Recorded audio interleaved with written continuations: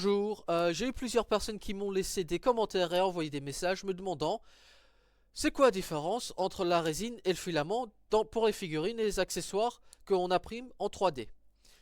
Alors j'ai décidé de faire une petite vidéo pour expliquer ça aux personnes qui m'ont laissé des commentaires, mais aussi aux autres personnes à qui ça les intrigue. Le premier point pour la résine, ça va être au niveau de la précision. La résine, c'est le choix à faire. Pour toutes les figurines, pour toutes des miniatures de wargaming, tout ça, on utilise la résine parce que pour avoir tous les petits détails, la résine peut les rendre très visibles, très clairs, sans souci. Aussi, la résine, on l'utilise beaucoup pour des petites pièces, pour des pièces détachées, mais aussi pour d'autres jetons, d'autres choses qui nécessitent qu'on puisse voir les détails, mais en restant petit.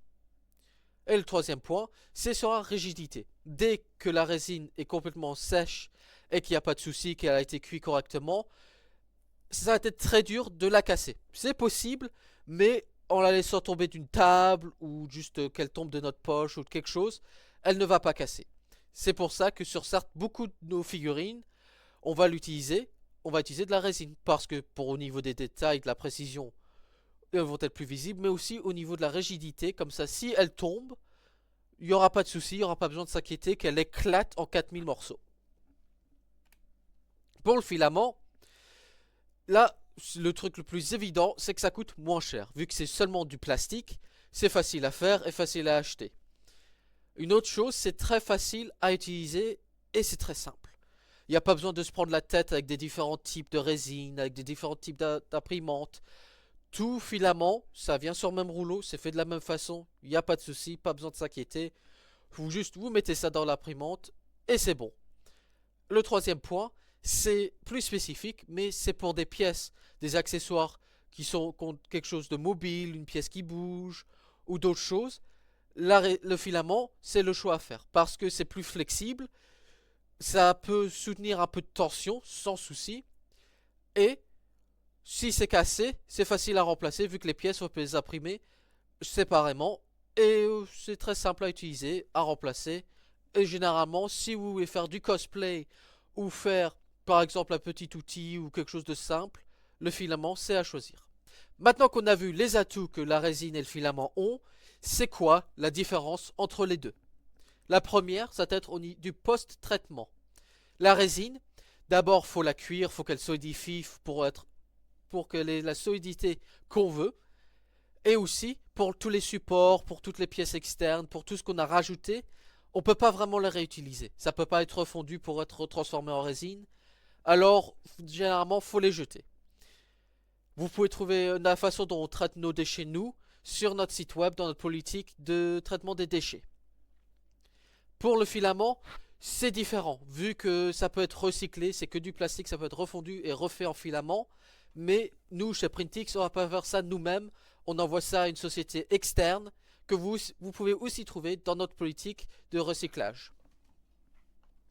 Le deuxième point, la sécurité et l'odeur. La résine a une odeur assez forte et c'est assez toxique. Pour nous, pour l'environnement, pour tout ça.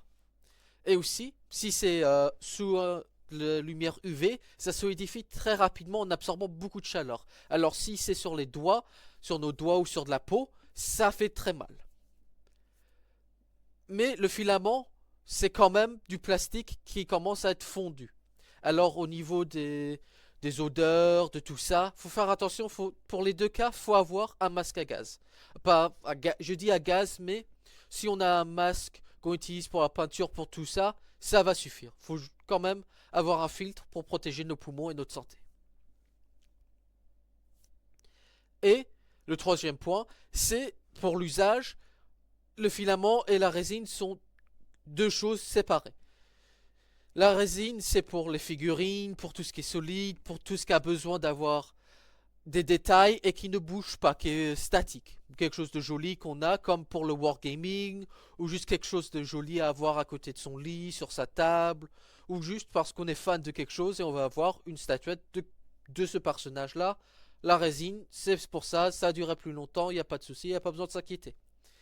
Le filament, ça c'est pour tous les gadgets, pour tous ceux qui ont des pièces mobiles, comme je suis sûr que vous avez vu sur notre site ou en ligne des dragons, ou d'autres choses, des petits outils, genre de choses. Le filament est mieux pour ça vu que c'est plus flexible, alors ça peut résister à la tension plus facilement. Et aussi, si c'est pour des pièces mobiles, c'est-à-dire que ça risque de casser plus facilement ou plus souvent, alors, vu que c'est moins cher, c'est mieux et plus facile à remplacer. Mais ce sera tout pour aujourd'hui. Je vous remercie et je vous souhaite une bonne journée et à la prochaine.